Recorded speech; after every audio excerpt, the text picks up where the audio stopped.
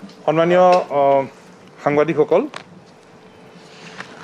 আজি অসমৰ সন্মানীয় শিক্ষামন্ত্ৰী ডক্টৰ ৰণোজ পেগু ডাঙৰীয়াৰ আমন্ত্ৰণ ক্ৰমে আলোচনা হৈছিল।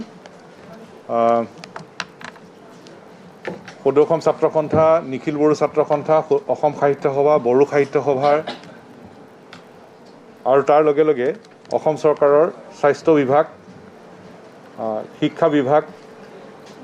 সেৱাৰ অধ্যক্ষ সচিব, শিক্ষা সংসদৰ অধ্যক্ষ, সমাজ কল্যাণ বিভাগ, ট্ৰেন্সপৰ্ট ডিপাৰ্টমেণ্ট আৰু কেইবাখনো জিলাৰ কামৰূপ মেট্ৰ', মৰিগাঁও, নগাঁও জিলাৰ সন্মানীয় উপায়ুক্ত আৰু বিষয়াসকলৰ উপস্থিতিত আলোচনা অনুষ্ঠিত হৈছিল। বিশেষকৈ হাইস্কুল শিক্ষান্ত পৰীক্ষা আৰু উচ্চতৰ মাধ্যমিক স্তৰৰ শিক্ষান্ত পৰীক্ষা সম্পৰ্কত আলোচনা হয়। আলোচনাত আমি সদৌ অসম ছাত্ৰ সন্থাৰ তৰফৰ পৰা অতদিনে কৈ অহা কথাখিনিকে আজি শিক্ষামন্ত্ৰী ডাঙৰীয়াৰ আগত আমি পেছ কৰিছোঁ। তিনিটা কথা। প্ৰথম, ছাত্ৰ ছাত্ৰীসকলৰ শিক্ষাবৰ্ষ ক্ষতি হ'ব নালাগিব। দ্বিতীয়, কোনো কাৰণত ছাত্ৰ ছাত্ৰীসকলে স্বাস্থ্যজনিত সমস্যাৰ সন্মুখীন হ'ব নালাগিব। তৃতীয়, অত্যন্ত প্ৰয়োজনীয় কথাটো যে কোনো কাৰণত ছাত্ৰ ছাত্ৰীসকলৰ স্বাৰ্থ বিঘ্নিত হ'ব নোৱাৰিব, ছাত্ৰ ছাত্ৰীসকলৰ স্বাৰ্থ সুৰক্ষিত হ'ব লাগিব। এই তিনিটা কথাই মূলতঃ আমি আজি পেছ কৰিছিলোঁ। আমি এটা কথা জানিব বিচাৰিছিলোঁ যে ভাৰতবৰ্ষৰ বিভিন্ন প্ৰান্তত CBSE পৰীক্ষা তেওঁলোকে বাতিল কৰিছে। ভাৰতবৰ্ষৰ বিভিন্ন ৰাজ্যত ৰাজ্যিক বৰ্ডবিলাকৰ পৰীক্ষা তেখেতসকলে বাতিল কৰিছে। গতিকে এইটো সময়ত আমাৰো তেনেকুৱা কিবা বিকল্প উপায় আছে নেকি? ভাৰতবৰ্ষৰ বিভিন্ন প্ৰান্তত যেনেকৈ CBSE পৰীক্ষা বাতিল কৰিলে, ৰাজ্যিক বৰ্ডসমূহেও পৰীক্ষা তেওঁলোকে বাতিল কৰিছে। গতিকে অসমৰ ক্ষেত্ৰত তেনেধৰণৰ কিবা উপায় ল'ব পৰা যায় নেকি? আৰু সেই উপায় ল'বৰ কাৰণে তেওঁলোকক আমি আহ্বান জনাইছিলোঁ, এটা বিকল্প উপায় ল'বৰ কাৰণে। তেতিয়া আমাৰ শিক্ষামন্ত্ৰীগৰাকীয়ে এটা কথা স্পষ্টকৈ জনাইছে যে অসমত পৰীক্ষা নপতাকৈ বিকল্প পথ লোৱাৰ ইয়াত কোনো উপায় নাই। ইয়াত পৰীক্ষা পাতিবই লাগিব আৰু হাইস্কুল শিক্ষান্ত পৰীক্ষা বা উচ্চতৰ মাধ্যমিক স্তৰত পৰীক্ষা নপতাকৈ বিকল্প পথ লৈ ইয়াত কোনো উপায় নাই আৰু সেইকাৰণেই পৰীক্ষাটো পাতিব লাগিব। আৰু পৰীক্ষা যদি পাতিবলগীয়া হয় তেতিয়াহ'লে কেনেকৈ আগবাঢ়িব? এইটো আহিল মূল কথা আকৌ। আৰু সেই মূল কথাটো অহাৰ লগে লগে প্ৰথম কথাটোৱে আহিব যে স্বাস্থ্যজনিত কথাটো মূল কথা। ল'ৰা ছোৱালী ছাত্ৰ ছাত্ৰীসকলে কোনো কাৰণে স্বাস্থ্যজনিত সমস্যাৰ সন্মুখীন হ'ব নালাগিব। শিক্ষামন্ত্ৰীগৰাকীয়ে কৈছে পৰীক্ষা পৰিস্থিতি উন্নত হ'লেহে পৰীক্ষা পাতিবলৈ আগবাঢ়িব। পৰিস্থিতিটো উন্নত হ'ব লাগিব। পৰিস্থিতি উন্নত হ'লে যদি পৰীক্ষা হয় তেতিয়াহ'লে পৰীক্ষাৰ সূত্ৰ কি হ'ব, মডেলিটি কি হ'ব? তেতিয়া সেৱাৰ লগত আমাৰ ইতিমধ্যে আলোচনা হৈছিল, সদৌ অসম ছাত্ৰ সন্থা, নিখিল বড়ো ছাত্ৰ সন্থা, আৰু এটা সূত্ৰ উলিওৱা হৈছিল। সূত্ৰ সম্পৰ্কত আমাৰ ফালৰ পৰা পৰামৰ্শ আলোচনাত আগভাগ লৈছিল, আগস্থান পাইছিল। সেই সূত্ৰটো আছিল যে মেট্ৰিক হাইস্কুল শিক্ষান্ত পৰীক্ষাত ছাত্ৰ ছাত্ৰীসকলক তিনিটা বিষয় বাছি ল'বলৈ দিয়া যাব। ছাত্ৰ ছাত্ৰীসকলে তিনিটা বিষয় বাছি ল'ব নিজৰ ইচ্ছা অনুসৰি। তিনিটা বিষয়ত পৰীক্ষা হ'ব। তাৰে যিটো বিষয়ত আটাইতকৈ বেছি নম্বৰ পাব, পৰীক্ষা নিদিয়া বিষয়সমূহতো সেই নম্বৰটোকে গণ্য কৰা হ'ব। সেইটো এটা প্ৰস্তাৱ আৰু সেই প্ৰস্তাৱটো আজি আকৌ আলোচনা হৈছে আৰু সেই আলোচনাটোত সদৌ অসম ছাত্ৰ সন্থা, নিখিল বড়ো ছাত্ৰ সন্থাই এই প্ৰস্তাৱটোকে আজিৰ তাৰিখত এটা গ্ৰহণযোগ্য প্ৰস্তাৱ বুলি আমি বিবেচনা কৰিছোঁ। আৰু উচ্চতৰ মাধ্যমিক স্তৰত কি হ'ব,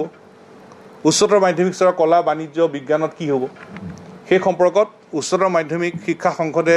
তেখেতসকলে নিজে এটা ফৰ্মুলা বনাই আছে বুলি কৈছে। আৰু আজি শিক্ষামন্ত্ৰীগৰাকীয়ে তেখেতসকলক অনুৰোধ জনাইছে আৰু সেই অনুৰোধৰ প্ৰতি লক্ষ্য ৰাখি সেৱা, অসম মাধ্যমিক শিক্ষা পৰিষদ, সেৱা আৰু হায়াৰ ছেকেণ্ডেৰী কাউন্সিলে, উচ্চতৰ মাধ্যমিক শিক্ষা সংসদে কালি পৰহিৰ ভিতৰতে সদৌ অসম ছাত্ৰ সন্থা আৰু নিখিল বড়ো ছাত্ৰ সন্থাৰ লগত পুনৰ আলোচনাত মিলিত হ'ব। শিক্ষা সংসদে উচ্চতৰ মাধ্যমিক স্তৰৰ পৰীক্ষাৰ সূত্ৰ কি সেই সম্পৰ্কত আমাক অৱগত কৰিব আৰু হাইস্কুল শিক্ষান্ত পৰীক্ষা সম্পৰ্কত এই যিটো সূত্ৰ, সেই সূত্ৰটোকে আমি আছু আৰু আপছুৱে আজিৰ তাৰিখত এটা গ্ৰহণযোগ্য ল'ৰা ছোৱালীৰ ছাত্ৰ ছাত্ৰীসকলৰ স্বাৰ্থ ৰক্ষা কৰিব পৰা সূত্ৰ বুলি আমি গণ্য কৰিছোঁ। এতিয়া আহি গ'ল যে স্বাস্থ্যজনিত কথাটো কেনেকৈ হ'ব, পৰিস্থিতি উন্নত হোৱা কথাটো। আজি স্বাস্থ্য বিভাগে জনাইছে যে জুলাইলৈকে পৰীক্ষা পতাৰ ইয়াত কোনো সম্ভাৱনা নাই, জুলাইলৈকে ইয়াত পৰীক্ষা পাতিব পৰা নাযাব, স্বাস্থ্য বিভাগে স্পষ্টকৈ কৈছে। গতিকে ইতিমধ্যে কেন্দ্ৰীয় চৰকাৰে সকলো ৰাজ্যৰ শিক্ষামন্ত্ৰীসকলৰ লগত ৰাজ্য চৰকাৰসমূহৰ লগত কথা পাতি এটা ঠিক কৰিছে যে 5 ছেপ্টেম্বৰৰ ভিতৰত সকলো পৰীক্ষা পাতি ফলাফল দিব লাগিব। তাৰমানে আজি এটা ধাৰণা পোৱা গৈছে, ধাৰণাটো হ'ল যদি জুলাইলৈকে যদি পৰীক্ষা নহয় তেতিয়াহ'লে আগষ্টৰ প্ৰথম সপ্তাহৰ ভিতৰতে পৰীক্ষা পতাৰ এটা স্থল আছে বুলি শিক্ষামন্ত্ৰীগৰাকীয়ে আমাক অৱগত কৰিছে, কিন্তু চূড়ান্ত সিদ্ধান্ত নহয়, এটা স্থলৰ কথা কৈছে। কাৰণ 5 তাৰিখে আকৌ ভিতৰত ৰিজাল্ট দিব লাগিব। 2 নম্বৰ কথাটো হ'ল যে বানপানীৰ কথা আহিল, বান আক্ৰান্ত অঞ্চলত কেনেকৈ পৰীক্ষা হ'ব সেই সম্পৰ্কতো অসম চৰকাৰে বান আক্ৰান্ত অঞ্চলত ছাত্ৰ ছাত্ৰীসকলে পৰীক্ষাৰ কেন্দ্ৰ সাল সলনি কৰি হ'লেও কেনেকৈ পৰীক্ষা পাতিব পাৰি তাৰ এখন SOP তেওঁলোকে প্ৰস্তুত কৰিবলৈ যোজা কৰা বুলি আমাক জনাইছে। এতিয়া এই গোটেই কথাখিনিৰ ভিতৰত আটাইতকৈ প্ৰয়োজনীয় কথাটো হ'ল যে আমাৰ ছাত্ৰ ছাত্ৰীসকল চিন্তিত হৈ আছে, উদ্বিগ্ন হৈ আছে, শিক্ষক শিক্ষয়িত্ৰী অভিভাৱক অভিভাৱিকা সকলো চিন্তিত উদ্বিগ্ন, আমিও চিন্তিত উদ্বিগ্ন। কাৰণ এতিয়া ছাত্ৰ ছাত্ৰীসকলে জানিব বিচাৰিছে যে কোনটো সূত্ৰৰ জৰিয়তে পৰীক্ষা হ'ব। প্ৰথম কথা, ছাত্ৰ ছাত্ৰীয়ে জানিব খুজিছে যে পৰীক্ষা নোহোৱাকৈ কিবা বিকল্প উপায় আছে নেকি, ভাৰতবৰ্ষৰ বেলেগ বেলেগ ৰাজ্যত পাৰিছে আমাৰ ইয়াত নোৱাৰে নেকি। আজি শিক্ষামন্ত্ৰীগৰাকীয়ে কৈছে ইয়াত কোনো উপায় নাই, পৰীক্ষাটো পাতিব লাগিব। গতিকে ছাত্ৰ ছাত্ৰীসকলৰ দ্বিতীয় কথাটো আহিল বা মূল কথাটো আহিল যে যদি পৰীক্ষা হয় কোনটো সূত্ৰত হ'ব, গোটেইবোৰ পৰীক্ষা পেপাৰ দিব লাগিব, গোটেইকেইটা বিষয়ত পৰীক্ষা দিব লাগিব নে কম বিষয়ত দিব লাগিব। শিক্ষামন্ত্ৰীগৰাকীয়ে কৈছে যে বিষয় সংকুচিত কৰি গোটেই বিষয়টোত আগবাঢ়ি যাবৰ কাৰণে এটা যোজা কৰা হৈছে। আৰু এই যিখিনি পৰামৰ্শ আজি দিয়া হ'ল, এই পৰামৰ্শখিনিৰ ওপৰত অসমৰ শিক্ষামন্ত্ৰীগৰাকীয়ে অসমৰ মুখ্যমন্ত্ৰীগৰাকীৰ লগত আলোচনা কৰিব আৰু অহা 10 দিনৰ ভিতৰত এই সম্পৰ্কত তেখেতসকলে এটা সিদ্ধান্ত ল'ব। কাৰণ আমি কৈ আছোঁ এটা কথা যে ছাত্ৰ ছাত্ৰীক জনাই দিব লাগে যে কি মাধ্যমত পৰীক্ষাটো হ'ব, কোনটো সূত্ৰত হ'ব, গোটেইকেইটা পৰীক্ষাত হ'ব নে 3খন বিষয়ত হ'ব নে কেনেকৈ হ'ব পৰীক্ষাটো, উচ্চতৰ মাধ্যমিক স্তৰটো কেনেকৈ হ'ব, গোটেইবোৰ পৰীক্ষা দিব লাগিব নে কম বিষয়ত দিব লাগিব, ছাত্ৰ ছাত্ৰীক এতিয়া জনাই দিব লাগে। ছাত্ৰ ছাত্ৰীয়ে জানিব খোজে আৰু সেইধৰণে ছাত্ৰ ছাত্ৰীয়ে তাৰ ভিত্তিত নিজৰ প্ৰস্তুতি তেওঁলোকে আগুৱাই দিব খোজে। গতিকে আজি শিক্ষামন্ত্ৰীগৰাকীক আমি অনুৰোধ জনাইছোঁ যে পৰীক্ষা গোটেইকেইটা বিষয়ত হ'ব নে কোনকেইটা বিষয়ত হ'ব এই সূত্ৰটো ছাত্ৰ ছাত্ৰীসকলক জনাই দিব লাগে। শিক্ষামন্ত্ৰীগৰাকীয়ে কৈছে যে আজিৰ যিখিনি আলোচনা সেই আলোচনাখিনি আধাৰ হিচাপে লৈ অসমৰ মুখ্যমন্ত্ৰী ডাঙৰীয়াৰ লগত অসমৰ মুখ্যমন্ত্ৰী মহোদয়ৰ লগত কথা বতৰা পাতিব আৰু অহা 10 দিনৰ ভিতৰত অসমৰ ছাত্ৰ ছাত্ৰীসকলক তেখেতসকলে এটা স্পষ্ট সিদ্ধান্ত তেখেতসকলে অৱগত কৰিব। আৰু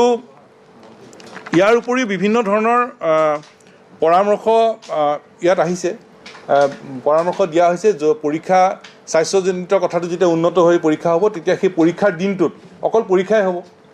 গ্ৰীণ কৰিডৰ এটা ধাৰণাও আহিছে, সেইবোৰ ধাৰণাও আহিছে। গতিকে আজিৰ তাৰিখত যিহেতু বিকল্প ব্যৱস্থা নাই, পৰীক্ষা হ'ব, এই কথাটো অসমৰ শিক্ষামন্ত্ৰীগৰাকীয়ে স্পষ্টভাৱে জনাইছে। পৰীক্ষা কেনেকৈ হ'ব, হাইস্কুল শিক্ষান্ত পৰীক্ষা সম্পৰ্কত আমাৰ এটা মডেল সম্পৰ্কত আজিৰ তাৰিখত গ্ৰহণযোগ্য বুলি গণ্য কৰা হৈছে, কিন্তু চূড়ান্ত হোৱা নাই। মুখ্যমন্ত্ৰী মহোদয়ৰ লগত কথা বতৰা পাতিহে চূড়ান্ত কৰিব। আৰু উচ্চতৰ মাধ্যমিক স্তৰ আৰু হাইস্কুল শিক্ষান্ত পৰীক্ষা এই দুটা বিষয় লৈ পুনৰ ছেবা আৰু হায়াৰ ছেকেণ্ডেৰী কাউন্সিলে অহা 2 দিনৰ ভিতৰত সদৌ অসম ছাত্ৰ সন্থা নিখিল বড়ো ছাত্ৰ সন্থাৰ লগত আলোচনাত মিলিত হ'ব। আৰু আমি এই সময়ত এই পৰিস্থিতিত সকলো ছাত্ৰ ছাত্ৰীক নিজৰ ঘৰতে নিজৰ পঢ়া শুনা অব্যাহত ৰাখিবৰ কাৰণে আমি অনুৰোধ জনাইছোঁ। যিহেতু আমি শিক্ষামন্ত্ৰীগৰাকীক কৈছোঁ যে ছাত্ৰ ছাত্ৰীসকলক সূত্ৰটো জনাব লাগে, পৰীক্ষাটো কোনটো সূত্ৰত হ'ব, কেইখন বিষয়ত পৰীক্ষা হ'ব, এই কথাটো আমি সোনকালে ছাত্ৰ ছাত্ৰীক জনাই দিব কৈছোঁ। পৰীক্ষা পৰিস্থিতি উন্নত হ'লে কোন তাৰিখত হ'ব এইটো চৰকাৰে ঠিক কৰিব স্বাস্থ্য বিভাগৰ লগত কথা বতৰা পাতি। কিন্তু এতিয়াই ছাত্ৰ ছাত্ৰীসকলে সূত্ৰটো জানিলে সেইধৰণে নিজকে প্ৰস্তুত কৰি চলিব পাৰিব। গতিকে সেই বিষয়টো অহা 10 দিনৰ ভিতৰত শিক্ষামন্ত্ৰীগৰাকীয়ে মুখ্যমন্ত্ৰী মহোদয়ৰ লগত কথা বতৰা পাতি এটা স্পষ্ট সিদ্ধান্ত অৱগত কৰিম বুলি কৈছে। আৰু আজিৰ সময়ত ছাত্ৰ ছাত্ৰীসকলক নিজৰ পঢ়া শুনা অব্যাহত ৰাখিবৰ কাৰণেও আমি অনুৰোধ জনাইছোঁ। ভেকচিনেশ্যনৰ কথা আৰু এটা ভেকচিনেশ্যনৰ কথা সুধিছিল শিক্ষামন্ত্ৰীগৰাকীয়ে কৈছে যে ইলেকশ্যনত প্ৰায়বোৰ আমাৰ সন্মানীয় শিক্ষক শিক্ষয়িত্ৰীৰ দায়িত্বত আছিল। গতিকে ভেকচিন নিৰ্বাচনৰ দায়িত্বত থকা প্ৰায়বোৰ শিক্ষক শিক্ষয়িত্ৰীক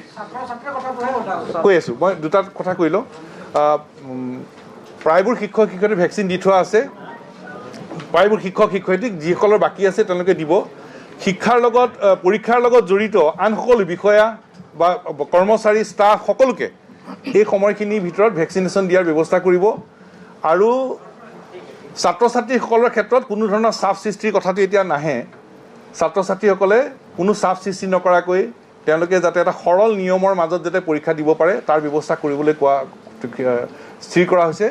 আমি এটা কথাই স্পষ্টকৈ কৈছোঁ যে আজিৰ তাৰিখত এটা অসামান্য এটা পৰিৱেশ এই অসামান্য পৰিৱেশত ছাত্ৰ ছাত্ৰীসকলে এটা মানসিক চাপ লৈ প্ৰস্তুতি কৰি আছে গতিকে ছাত্ৰ ছাত্ৰীসকলৰ স্বাৰ্থটো সুৰক্ষিত হ'বই লাগিব ছাত্ৰ ছাত্ৰীসকলৰ স্বাৰ্থ সুৰক্ষিত কৰি সূত্ৰ চূড়ান্ত কৰিবলৈ আমি অসম চৰকাৰৰ প্ৰতি আমি আহ্বান জনাইছোঁ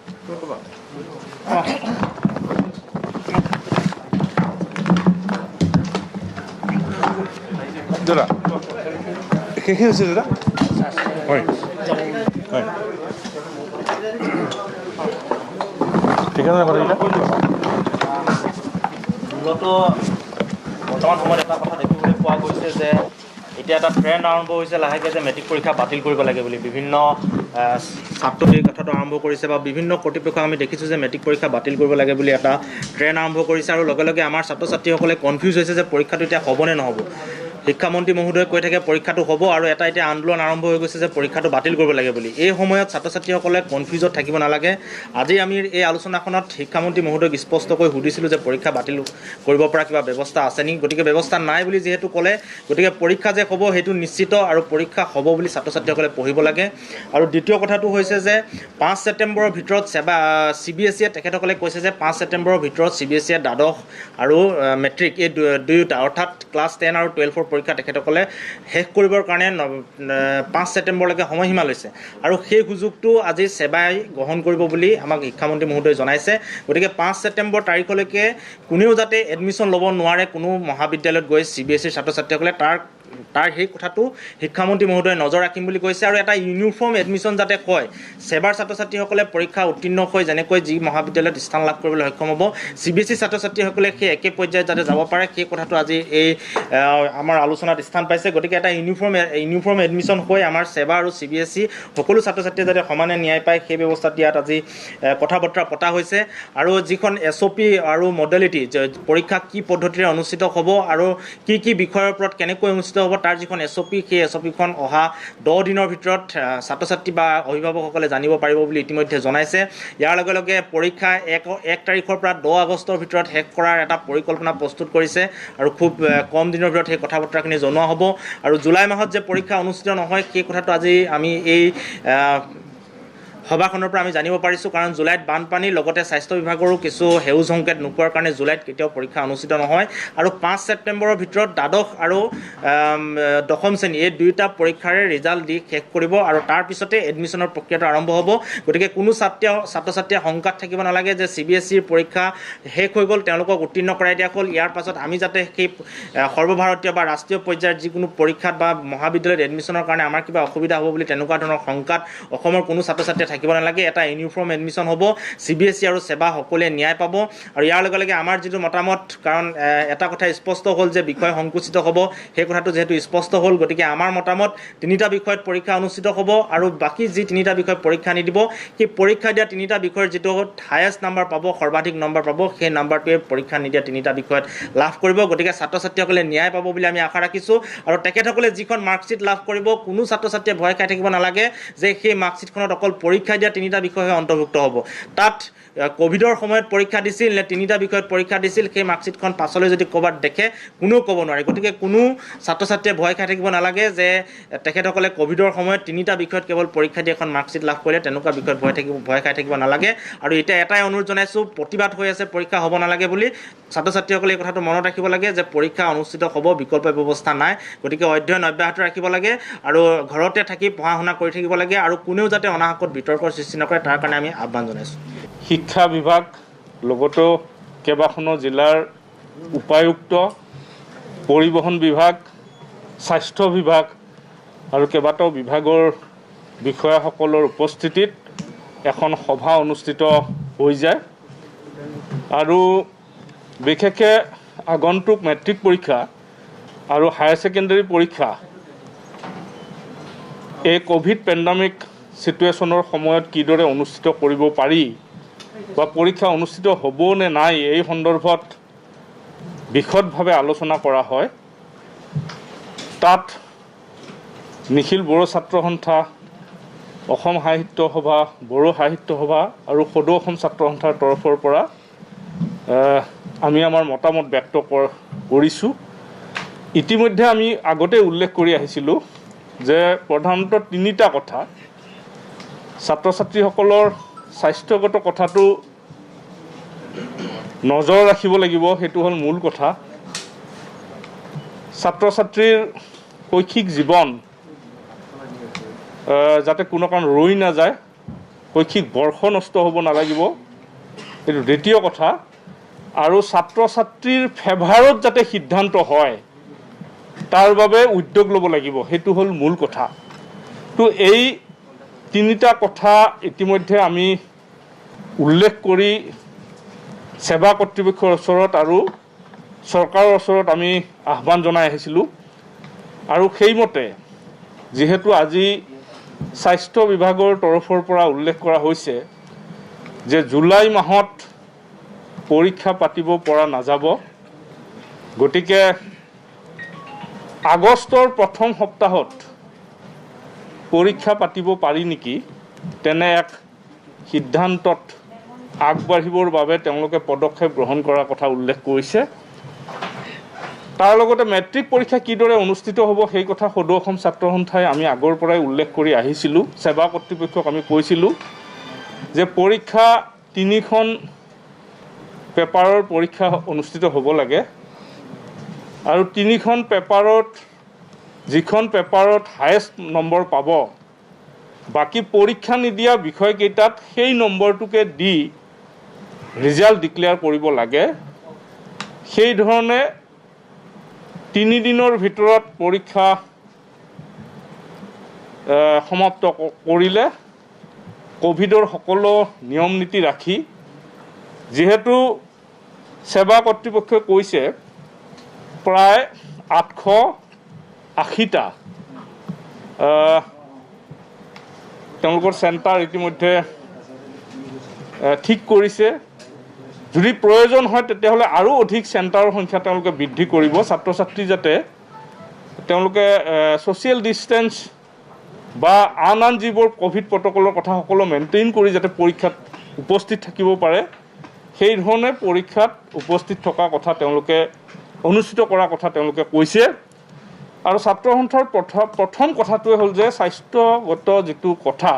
ছাত্ৰ ছাত্ৰীৰ, সেই কথাটোৱে মূল কথা। ছাত্ৰ ছাত্ৰীৰ স্বাস্থ্যৰ প্ৰতি যত্ন ৰাখি আৰু ছাত্ৰ ছাত্ৰীৰ শৈক্ষিক বৰ্ষ নষ্ট নোহোৱাকৈ আগবাঢ়িব লাগিব। এতিয়া আমি চৰকাৰৰ ওচৰৰ পৰা আমি জানিব বিচাৰিছিলোঁ যে পৰীক্ষা নপতাকৈ কিবা বেলেগ উপায় আছে নেকি, যিদৰে অন্য ষ্টেটবোৰত বা অন্য বৰ্ডবিলাকে তেওঁলোকে ছাত্ৰ ছাত্ৰীক উত্তীৰ্ণ কৰি দিয়া ব্যৱস্থা কৰিছে। চৰকাৰৰ ফালৰ পৰা কোৱা হৈছে যে তেনেকুৱা কোনো পদ্ধতি বৰ্তমান যিহেতু নাই, তাৰমানে পৰীক্ষা অনুষ্ঠিত কৰিবই লাগিব। মেট্ৰিক আৰু হায়াৰ ছেকেণ্ডেৰী দুয়োটা ক্ষেত্ৰতে তেওঁলোকে এনেধৰণৰ এটা সিদ্ধান্ত লৈ যাব বিচাৰিছে আৰু ছেপ্টেম্বৰ মাহৰ 5 তাৰিখৰ ভিতৰত পৰীক্ষা পাতি ৰিজাল্ট দি গোটেই প্ৰক্ৰিয়াটো সমাপ্ত কৰিব কেন্দ্ৰীয় চৰকাৰৰ আগৰ তেওঁলোকৰ যিটো ডেট সেইমতে। গতিকে সেইখিনি সময়ৰ ভিতৰতে পৰীক্ষা পাতি ৰিজাল্ট দিয়াৰ গোটেই বিষয়টো আগবাঢ়িব। এই দুইটাই মেট্ৰিক হায়াৰ ছেকেণ্ডেৰী দুইটা ক্ষেত্ৰতে। গতিকে এইকেইটা কথাই মূলতঃ আজি আলোচনা হৈছে। পৰীক্ষাৰ দিনাখন কিদৰে আন যিবোৰ ব্যৱসায় বাণিজ্য বা প্ৰতিষ্ঠান সেইবোৰ কিদৰে বন্ধ কৰি মাত্ৰ পৰীক্ষাৰ দিনাখন পৰীক্ষাই অনুষ্ঠিত কৰাৰ বাবে ছাত্ৰ ছাত্ৰীসকলক বাবে এটা সুকীয়া ব্যৱস্থা কৰিব পাৰি, গ্ৰীণ কৰিডৰৰ নিচিনাকৈ, তেনেকুৱা কথাও বিভিন্নজনে পৰামৰ্শ আগবঢ়াইছে। তো আমি আশা কৰিছোঁ ছাত্ৰ ছাত্ৰীৰ শৈক্ষিক বৰ্ষ নষ্ট নোহোৱাকৈ এইখিনি সময়ৰ ভিতৰত পৰীক্ষা অনুষ্ঠিত কৰা বিষয়ত কোভিড প্ৰট'কলৰ সকলো নিয়ম নীতি আগত ৰাখি তেখেতসকলে কথাখিনি আগবঢ়াই লৈ যাব। শিক্ষামন্ত্ৰীগৰাকীয়েও এই গোটেই বিষয়খিনি অসমৰ মুখ্যমন্ত্ৰী মহোদয়ৰ লগত কথা পাতি ফাইনেল সিদ্ধান্ত গ্ৰহণ কৰা হ'ব বুলি ইতিমধ্যে আমাক অৱগত কৰিছে। মই এপছুৰ সভাপতি দীপেন বড়ো ডাঙৰীয়া আছে, তেখেতক ক'বৰ কাৰণে অনুৰোধ কৰিছোঁ। আমি কৈ লওঁ কথা, কৈ ল'লে তাৰপিছত সুধিবলৈ ভাল হ'ব।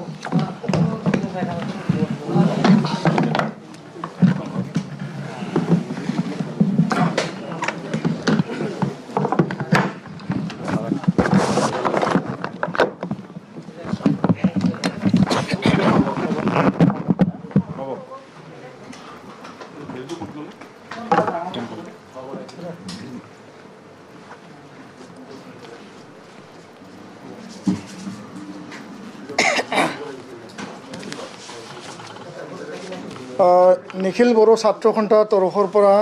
সাংবাদিক বন্ধুসকললৈ পোনপ্ৰথমে মই ধন্যবাদ জ্ঞাপন কৰিছোঁ। খুব চমুকে টু দ্য পইণ্ট, আজি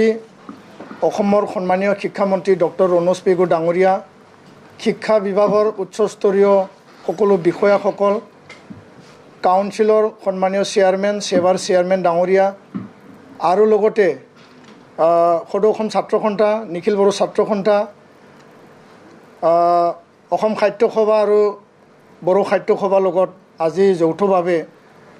এক গঠনমূলকভাৱে আগন্তুক মেট্ৰিক আৰু হায়াৰ ছেকেণ্ডেৰী পৰীক্ষা এই পেণ্ডেমিক কোভিড চিটুৱেশ্যনত কি ধৰণে অনুষ্ঠিত কৰা হ'ব আৰু বৰ্তমান এই যিটো প্ৰক্ৰিয়া এইটো পেণ্ডিং হৈ আছে, তো আগন্তুক দিনত এইটো কেনেকৈ পাতিব পৰা যায় তাৰ কাৰণে এটা বিতং পৰ্যালোচনা ইয়াত আলোচনা হৈছে আৰু প্ৰায় চূড়ান্ত সিদ্ধান্তলৈ এটা যাবৰ কাৰণে কিছু প্ৰক্ৰিয়া বা কিছু পদক্ষেপ আজিৰ মিটিঙৰ পিছত নিশ্চয় চৰকাৰখনে ল'ব। তো নিখিল বড়ো ছাত্ৰ সন্থাৰ তৰফৰ পৰা স্পষ্ট এটা মত আৰু অলৰেডি আমি সেৱা কৰ্তৃপক্ষৰ লগত আলোচনাত এইটো দাঙি ধৰিছিলোঁ যে অসমত বৰ্তমান এই পৰিৱেশত CBSE যেনেকুৱা পৰীক্ষা বাতিল কৰিছে বা বিভিন্ন ৰাজ্যিক বোৰ্ডবিলাকে যেনেকুৱা পৰীক্ষা বাতিল কৰিছে, অসমত মেট্ৰিক আৰু হায়াৰ ছেকেণ্ডেৰী পৰীক্ষা বাতিল কৰিব পৰা কোনো পৰ্যায় আমিও দেখা নাই, চৰকাৰখনেও দেখা নাই। তো তাৰ কাৰণে আমি আহ্বান জনাইছিলোঁ যে পৰীক্ষা পাতিব লাগে আৰু পৰীক্ষা পতাৰ ক্ষেত্ৰত পোনপ্ৰথমে ছাত্ৰ ছাত্ৰীসকলৰ যি জীৱন আৰু তেওঁলোকৰ স্বাস্থ্য এইটো সুৰক্ষিত হ'ব লাগিব। কোনো ছাত্ৰ ছাত্ৰী যাতে জীৱনৰ প্ৰতি ভাবুকি নাহে বা কোভিড সংক্ৰমণত তেওঁলোকে ভুগিব লগা নহয়, তাৰ প্ৰতি সকলো SOP মডেল তৈয়াৰ কৰি পেলাই পৰীক্ষা পাতিব লাগে। এই ক্ষেত্ৰতো আমি স্পষ্টভাৱে আমি দাঙি ধৰিছোঁ। দ্বিতীয় কথাটো হ'ল যে পৰীক্ষা পাতিবলৈ যাওঁতে যাতে পৰীক্ষা কেন্দ্ৰটো ক্ৰাউড নহয়, পৰীক্ষা কেন্দ্ৰ যাতে ভিৰ নহয়, যাৰ পৰা ইয়াত ইনফেকশ্যনৰ মানে চান্স থাকিব পাৰে। তো তাৰ কাৰণে আমি চৰকাৰখনক আমি আহ্বান জনাইছোঁ যে চৰকাৰো কিছু মডেলিটি তেওঁলোকে তৈয়াৰ কৰিছে যে যি মূল চেণ্টাৰ হ'ব, য'ত কোড নাম্বাৰ থাকিব, সেই চেণ্টাৰত যদি 400 বা 500 ছাত্ৰ ছাত্ৰী যদি থাকে বা আছিল, সেই 500 ছাত্ৰ ছাত্ৰীক ওচৰ চাপৰীয়া যিবিলাক বিদ্যালয়বিলাক আছে, অনুষ্ঠান প্ৰতিষ্ঠানবিলাক আছে, তাত ভগাই পেলাই যদি এটা পৰীক্ষা কেন্দ্ৰত 100ৰ তলত যদি আমি নমাই ল'ব পাৰোঁ, তেনেকুৱা 5টা বা 10টা আমি ফিডাৰ স্কুল বা অক্সিলাৰী চেণ্টাৰ আমি তৈয়াৰ কৰি পেলাই যদি পৰীক্ষা পাতিব পাৰোঁ, তেতিয়াহ'লে বিল' 50% এটেণ্ডেঞ্চত X মডেলত, যোনটো আগত দুজন মাজত এটা আৰু পিছত দুটা X মডেলত ছিটিং এৰেঞ্জমেণ্ট কৰি সকলো কোভিড নিয়ম নীতি মানি পেলাই চেনিটাইজাৰ মাস্কৰ পৰা লৈ পেলাই যিখিনি ব্যৱস্থা আছে এইখিনি কৰি এই পৰীক্ষা আমি সুকলমে পাৰ কৰিব পাৰিম বুলি আমাৰ দৃঢ় বিশ্বাস। আৰু তৃতীয় কথাটো হ'ল যে ছাবজেক্টৰ কথা, এইটো বিশেষকৈ এটা চৰ্চিত হৈছে আৰু সন্মানীয় শিক্ষামন্ত্ৰী ডাঙৰীয়াও বিভিন্ন আমাৰ সাংবাদিক বন্ধুসকলৰ প্ৰশ্নৰ উত্তৰত তেওঁ এটা দিশ দিছে যে ছাবজেক্ট সংকুচিত হ'ব, তাৰমানে ছাবজেক্ট কমাই দিয়া হ'ব। আৰু এই ক্ষেত্ৰত নিখিল বড়ো ছাত্ৰ সন্থা সদৌ অসম ছাত্ৰ সন্থা আমাৰ এটাই প্ৰস্তাৱ আছিল যে যদি ছাবজেক্ট সংকুচিত কৰা হয় তেতিয়াহ'লে 3টা ছাবজেক্ট যিকোনো 3টা ছাবজেক্ট ছাত্ৰ ছাত্ৰীয়ে নিজে চইচ মতে বাছনি কৰি পেলাই 100 নম্বৰৰে পৰীক্ষা 3টা ছাবজেক্ট 3 দিন পৰীক্ষা পাতি পেলাই এই পৰীক্ষা মানে সম্পন্ন কৰিব পৰা যাব আৰু এইটোৱে এটা উত্তম মডেল বুলি আমি বিবেচিত কৰিছোঁ আৰু এইটো ৰাজ্য চৰকাৰ শিক্ষা বিভাগ আৰু সন্মানীয় মুখ্যমন্ত্ৰী ডাঙৰীয়াৰ ওপৰত এইটো নিৰ্ভৰ কৰিব তেওঁলোকে এই বিষয়টোলৈ আগলৈকে কেনেকৈ নিয়ে তো আমি বিচাৰিছোঁ যে 3টা ছাবজেক্ট 3 দিন যদি পৰীক্ষা পাতিব পৰা যায় নিশ্চয়কৈ আৰু ইয়াত সদৌ অসম ছাত্ৰ সন্থাৰ সভাপতি ডাঙৰীয়াই উল্লেখ কৰাৰ নিচিনা যে যোনটো মডেল যে 3টা ছাবজেক্টৰ হাইষ্ট নাম্বাৰ যোনটো পাব সেই হাইষ্ট নাম্বাৰ পোৱা ছাবজেক্টৰ যোনটো মাৰ্কছ হয় এইটো বাকী 3টা পৰীক্ষা যিবিলাক এটেণ্ড নকৰিব তাক বেনিফিট দিয়াৰ কাৰণে ছাত্ৰ ছাত্ৰী ফ্ৰেণ্ডলি ষ্টুডেণ্ট ফ্ৰেণ্ডলি বেনিফিট আৰু ষ্টুডেণ্টৰ ছাত্ৰ ছাত্ৰীৰ ভৱিষ্যত আৰু তেওঁলোকৰ গোটেই মানে এই যি পেণ্ডেমিকৰ সময়ত তেওঁলোকক লাভান্বিত কৰি পেলাই পৰীক্ষা অনুষ্ঠিত কৰি তেওঁলোকৰ কেৰিয়াৰ তেওঁলোকৰ জীৱনৰ আৰু একাডেমিক কেৰিয়াৰ সকলো কথা সামৰি পেলাই আগুৱাই লৈ যাবৰ কাৰণে মানে আমি আহ্বান জনাইছোঁ বৰ্তমান অসমত বাৰিষা হৈছে ফ্লাড চিটুৱেশ্যন এতিয়া আৰম্ভ হৈছে তো ফ্লাড প্ৰন এৰিয়া যিবিলাক থাকিব সেই অঞ্চলতো পৰীক্ষা কেনেকৈ পাতিব পৰা যায় একপিনেদি কোভিড মহামাৰীৰ পৰিৱেশ আনপিনে অসমত এটা সুকীয়া মানে সমস্যা আছে বা জ্বলন্ত সমস্যা আছে যে এই 3 মাহ বা 2 মাহ মানে আমি বানপানীত ভুগি থাকিব লগা হয় লখিমপুৰ ধেমাজি বা নগাঁও মৰিগাঁও বা বিভিন্ন বানাক্ৰান্ত যিবিলাক জিলা বা অঞ্চল আছে ছাত্ৰী ছাত্ৰীসকলে যাতে পৰীক্ষা দিয়াত অসুবিধা নহয় তাৰ কাৰণে বিশেষ ব্যৱস্থা ল'বৰ কাৰণে আমি আহ্বান জনাইছোঁ আৰু লগতে যিদিনাখন পৰীক্ষা পাতা হ'ব সেইদিনাখন ছাত্ৰ ছাত্ৰী যাতে 10-20 কিলোমিটাৰ দূৰৰ পৰা আহিব লগা কাৰণে কষ্টত ভুগিব লগা নহয় তেওঁলোকে যাতে চৰকাৰখনে ইয়াৰ ব্যৱস্থা সুনিশ্চিত কৰে বা নিয়াৰেষ্ট চেণ্টাৰবিলাকক তেওঁলোকক পৰীক্ষা দিয়াবৰ কাৰণে ব্যৱস্থা কৰি দিব পাৰে নেকি সেই সকলো কথা সামৰি আজি ইয়াত আলোচনা হৈছে তো আগন্তুক 15 আগষ্টৰ আগে বা 15 আগষ্টৰ লোকে পৰীক্ষা অনুষ্ঠিত কৰি যোনটো কথা ইয়াত মানে এটা ধাৰণা কৰা হৈছে এটা এছেছমেণ্ট লোৱা হৈছে যে আগষ্ট মাহৰ প্ৰথম সপ্তাহত পৰীক্ষা অনুষ্ঠিত কৰি পেলাই 5 ছেপ্টেম্বৰ যোনটো CBSE এটা টাৰ্গেট ৰাখিছিল সকলো পৰীক্ষা মানে পৰীক্ষা পাতি ইভালুৱেশ্যন কৰি ৰিজাল্ট দিয়া সকলো প্ৰচেছ মানে এক্সাম ৰিলেটেড প্ৰচেছ সম্পন্ন কৰি আগন্তুক মানে একাডেমিক কেৰিয়াৰলৈকে যোৱা তো 15 আগষ্টৰ ভিতৰত যদি পৰীক্ষা পাতিব পৰা যায় যদি কোভিড নৰ্মেলিচি যদি মানে ইম্প্ৰুভ হয় তেতিয়াহ'লে মানে 5 ছেপ্টেম্বৰৰ আগে সকলো প্ৰক্ৰিয়া ৰিজাল্ট আৰু ইয়াৰ ব্যৱস্থা সম্পন্ন কৰিব পাৰিম তো এই এটা দৃষ্টিভংগী নজৰত ৰাখি আগলৈ ৰাখি পেলাই আজি এই আলোচনাটো হ'ল আৰু নিখিল বড়ো ছাত্ৰ সন্থা সদায় ছাত্ৰ ছাত্ৰীৰ কাৰণে আমি সদায় মানে চিন্তাত আছোঁ আমাৰ গাৰ্জেনসকলো চিন্তাত আছে আমাৰ শিক্ষাগুৰুসকল চিন্তাত আছে তো অসমবাসী আৰু অসমৰ আমাৰ উঠি অহা যিমান কেণ্ডিডেট আছে বা ছাত্ৰ ছাত্ৰী আছে হায়াৰ ছেকেণ্ডেৰী হওক মেট্ৰিকেই হওক সকলোকে মানে আমি আজিৰ মিটিঙৰ পৰা এটা বাৰ্তা দিব বিচাৰিছোঁ যে আপোনালোকে ঘৰতে পঢ়ি থাকক গাৰ্জেনসকলে দায়িত্ব লওক আৰু আমাৰ ছাত্ৰ ছাত্ৰীসকলক সুৰক্ষিত কৰি ৰাখিবৰ কাৰণে যিখিনি ব্যৱস্থা ৰাখিব লাগে আমি গাঁৱে গাঁৱে মাইক এনাউন্সমেণ্ট কৰিছোঁ এই কোভিড সংক্ৰমণৰ কোভিড চিটুৱেশ্যনত কেনেকৈ আমি মোকাবিলা কৰিব লাগে তো আমি আহ্বান জনাম যে আপোনালোকে নিজৰ ল'ৰা ছোৱালীক আপোনালোকে পঢ়িবলৈ অনুপ্ৰেৰণা জগাওক ভয় খাব নালাগে এনেকুৱা চিটুৱেশ্যন আহিবই আৰু এনেকুৱা চিটুৱেশ্যন আমি মোকাবিলা কৰিব লাগিব কাৰণ যোৱাবাৰো এনেকুৱা পৰিৱেশ আহিছিল তো ইয়াৰ কাৰণে আমাৰ ল'ৰা ছোৱালীবিলাকো যাতে খুব যত্নৰে পঢ়ে আৰু আগন্তুক 1-1.5 মাহৰ ভিতৰত এই পৰীক্ষা অনুষ্ঠিত হ'ব আৰু সকলো প্ৰক্ৰিয়া মানে আমি সম্পন্ন কৰিব পাৰিম আৰু আমি সুৰক্ষিতভাৱে আমি এই পৰীক্ষা আমি পাৰ কৰি যাব পাৰিম সেই আশাৰে ছাত্ৰ ছাত্ৰীসকলক মই ঘৰতে পঢ়িবৰ কাৰণে আহ্বান জনাইছোঁ আৰু পৰীক্ষা অনুষ্ঠিত হ'ব এইটো ক্লিয়াৰ কাট চৰকাৰেও সদিচ্ছা আমাৰ ফালৰ পৰাও আমি দাবী জনাইছোঁ বা আহ্বান জনাইছোঁ আৰু দ্বিতীয় কথাটো হ'ল যে পৰীক্ষা আগষ্ট মাহৰ প্ৰথম সপ্তাহত যদি অনুষ্ঠিত হৈ যায় 5 ছেপ্টেম্বৰৰ আগে সকলো পৰীক্ষাৰ প্ৰক্ৰিয়া সম্পন্ন কৰাৰ কাৰণে এটা প্লেনিং এটা ৰোডমেপ ৰাখা হৈছে এইটো সিদ্ধান্ত নহয় এইটো এটা প্ৰপ'জেল এটা প্ৰস্তাৱত আছে আৰু এইটো বিবেচনাত আছে তো ইয়াৰ কাৰণে এইটো ফাইনেল নহয়, সকলো কথা ফাইনেল বুলি ভাবিব নালাগে। কিন্তু পৰীক্ষা অনুষ্ঠিত হ'ব আৰু ছাত্ৰ ছাত্ৰীৰ বেনিফিটক লৈয়ে ছাত্ৰ ছাত্ৰীৰ মানে ভৱিষ্যত সুনিশ্চিত কৰিয়ে পৰীক্ষা পাতি দিয়া হ'ব বা পাতা হ'ব, এই কথাটো আজি আমি বাৰ্তা হিচাপে আমি ব্যাখ্যা বা ব্যক্ত কৰিলোঁ। ধন্যবাদ।